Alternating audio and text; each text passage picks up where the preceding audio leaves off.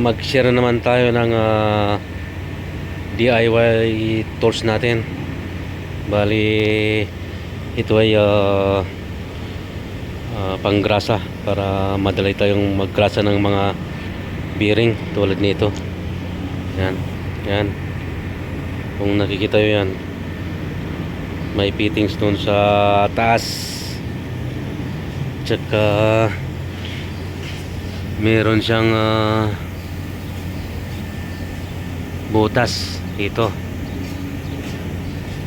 Titesting natin kung lagay natin kung makikita yung bearing malinis yan, walang grasa. Yan. Tapos subukan natin. Lagay natin dito. Tapos meron tayong pangtakip dito, meron isang maliit at saka mayroong malaki. Tapos itong pang higpit natin size number 30. Yan. Yan, takpan natin. Yan. Tapos ilagay natin yung lug nut.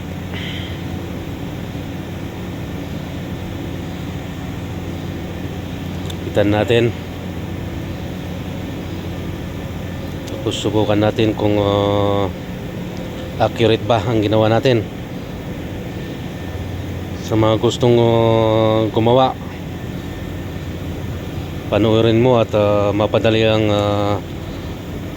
paggrasa mo ng bearing, lalo na sa mga bearing yung mga truck na malalaki, mahirap maggrasa. Tapos itong kuha natin, panggrasa natin. Yan. Jamil, can you check foot grease? Yan, tingnan natin kung papasok pa siya, kung gagana siya. Okay. Yan.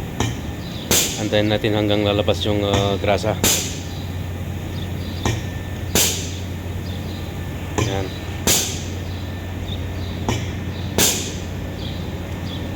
Magana na. Yan. Malapit na yan. Tingnan natin kung accurate ba siya. Yan. Yan, kung nakikita nyo, lumabas na yung mga grasa. Yan. Yan. Yan. Kung nakikita nyo, lumabas na yung grasa. Madaling maggrasa pag ganito. Yan. Check other one. Subukan naman natin itong hand pump. Yan. Tapos tingnan natin kung nadagdagan pa yung grasa doon.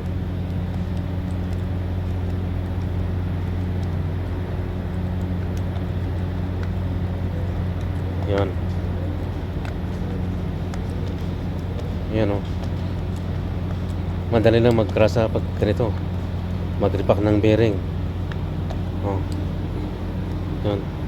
Sa mga gustong gumawa, panoorin mo lang para mapadali yung pag-repack mo ng mga bearing, lalo na sa mga bearing ng mga truck kasi malalaki at mabigat pa.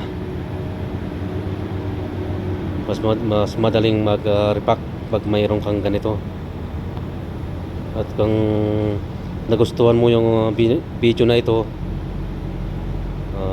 please like and follow. Thank you.